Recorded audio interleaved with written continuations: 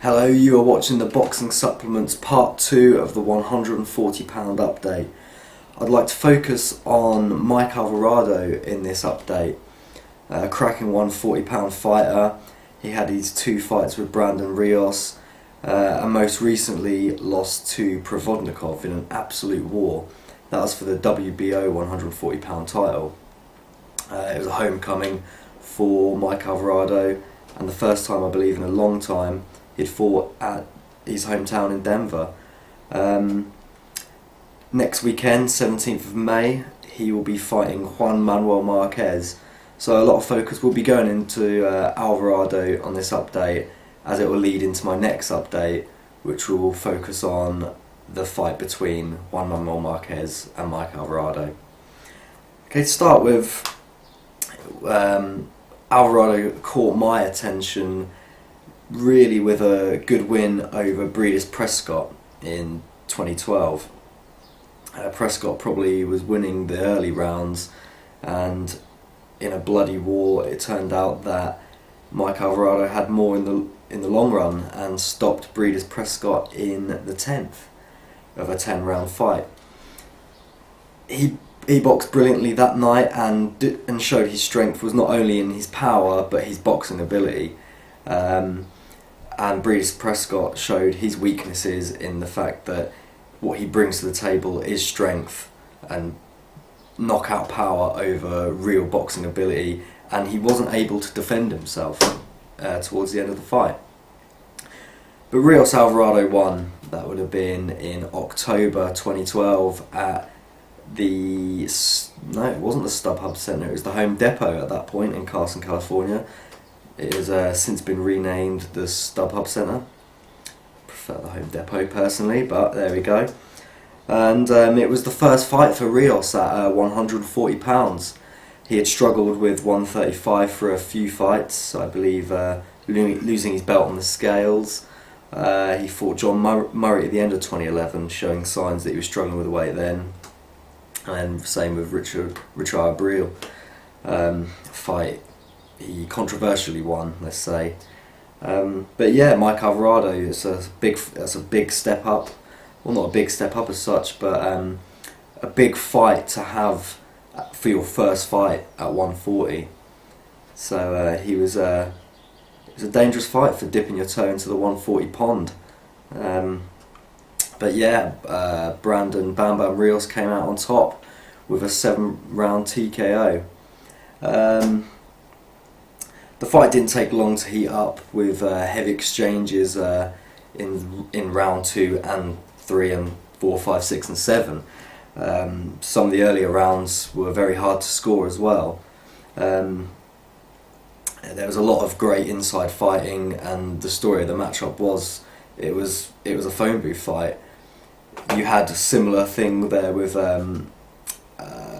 Arturo Gatti and Mickey Ward. You've got a boxer who was dragged into a phone booth and had to brawl his way through, and in this case the brawler won. It was Rios' fight. He fought on the inside.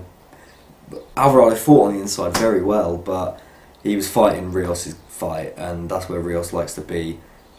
Head on your chest, pounding away, grafting away on the inside. And Rios, I don't think he gets enough credit for the shots he does slip. I mean, he can take a shot, he can take a fantastic shot. He could take shots off super middleweights, this guy, you know, he does not get hurt. And yeah, it's not always a good thing to be fighting with your face the way he did, but he loves it. He said in his corner to Robert Garcia how much he loves it, and yeah, the harder you hit him, the more he smiles. It's a crazy sport, it really is, and you got to love fighters like Brandon Rios, you really have. But the best work for me was coming behind the jab from Alvarado. He was really teeing off with his right after finding his range, stepping back just a little bit from the action, and his best work was definitely coming like that. First sign of any man being hurt really would have come in the 6th. Alvarado backed off slightly from, I believe it was a right that Rios landed, and yeah, he wasn't as such on wobbly legs, but he backed off for the first time that anyone had done in the fight.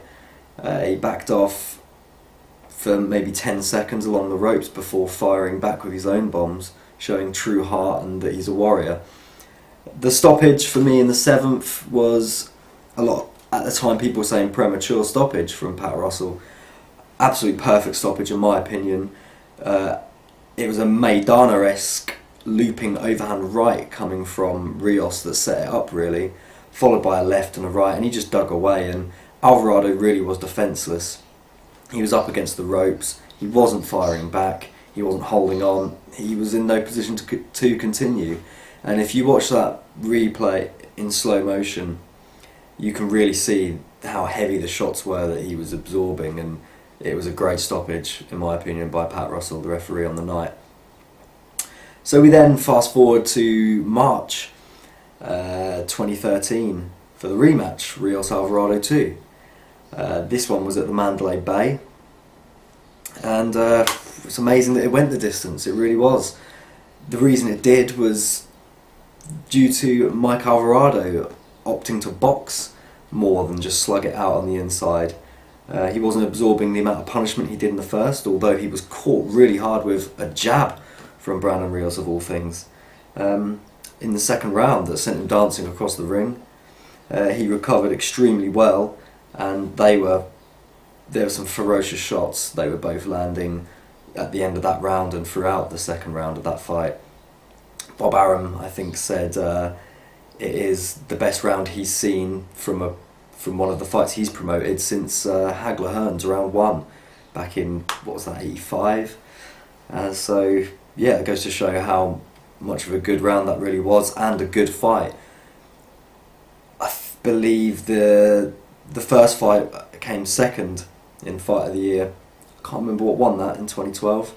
But yeah, yet again, the second fight was a contender for Fight of the Year. Absolutely brilliant, showing that the 140 division is supplying some of the best bouts out there in boxing at the moment, or certainly in the last few years.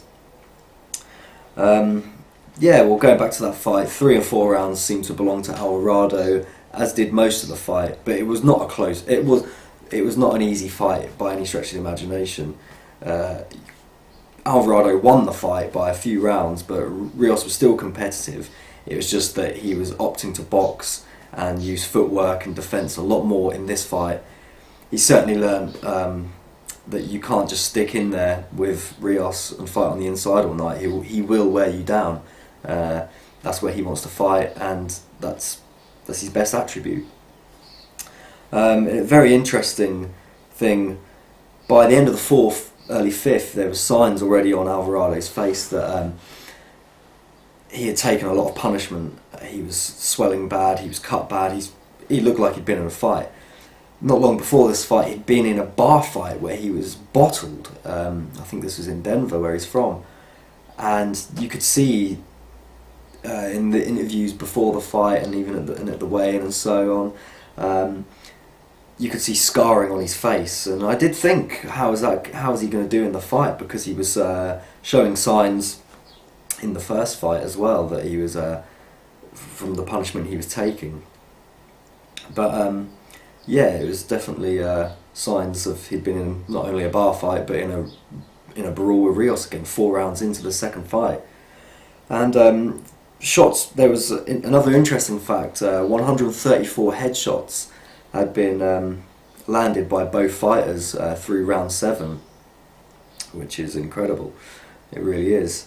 And I'm not sure if it was this fight or the previous fight, but just to go to show how many shots they were both throwing, certainly Alvarado, I think it was in the 6th round, he threw 147 shots, with the light welterweight average being around 60. So that goes, testament to what these guys were doing. It was just absolutely brilliant fights, and they both brought it. And whether you like this sort of fight or not, if you're into the sweet science, you just got to admire these sort of fights when you have got a slugger versus a boxer who also likes to slug. and it's whether the brawler can brawl his way to victory and bring the boxer into the trenches. In this case, the second one, Alvarado did the right thing. He boxed his way out of this and deserved the victory. And the change of style definitely won him the fight.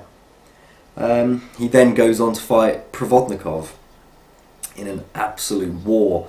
A war certainly for Alvarado. He was the beaten man. He retired on his stool after the 10th round. Even in the early going, you could see that the powerful man in the ring was Provodnikov. His shots were showing effect on Alvarado. Maybe the 2 fights with Rios had damaged him, and I don't think you can take anything away from Provodnikov. He just came out of the Bradley fight at 147, battering him around the ring and not getting the job done. So I think at 140, his preferred weight, he was in there to not let an opportunity slip by like that again, and he got the job done. Alvarado fought a great fight. He was winning quite a lot of the rounds as well. There was 2 knockdowns in round 8 where Provodnikov just overwhelmed Alvarado, and he looked like a beaten man at that time. But Provodnikov does look like a beast, an absolute animal. He was maybe losing 3 inches in height to Alvarado, but looked the bigger man for me, certainly on the night. He's Rios then some for me. He took everything that night and didn't flinch. And Alvarado can bang. He's heavy-handed, and as I said, when he just steps back from the action and tees off after the jab, he can really let go of some devastating bombs. Left uppercut especially is a fabulous shot by him. Provodnikov, the man on the night. So that's Alvarado and recent top rank 140 pound fights.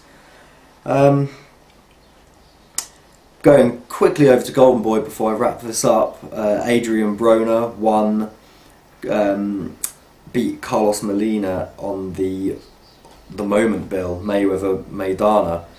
He's had a lot of criticism for that fight. Coming back down to 140, I think that's where his weight will be, and a lot of exciting fights can be made for him at that weight. He fought Carlos Molina, who was stopped on cuts, I believe, to Amir Khan his last time out. Hadn't been out since then, and a lot ring rust could have been a factor here. I don't think it was. I just think Broner is that much better than Carlos Molina. Never really went through the gears, Broner did. I was predicting a stoppage for that fight, and I think that would have really put him in line for some exciting fights. Whereas he was very lazy in the fight, very lazy, and it didn't seem like his power ever troubled Carlos Molina. His the thing everyone's talking about, not only the performance, was the laziness and the behaviour of Broner. In the ring, he was showboating, and it's not doing himself any favours. I think we got away with Broner fight without any dry humping this time, thankfully. But it was the post-fight interview with Jim Gray where it's been taken a little far now, I believe, with racist this, racist that. Language,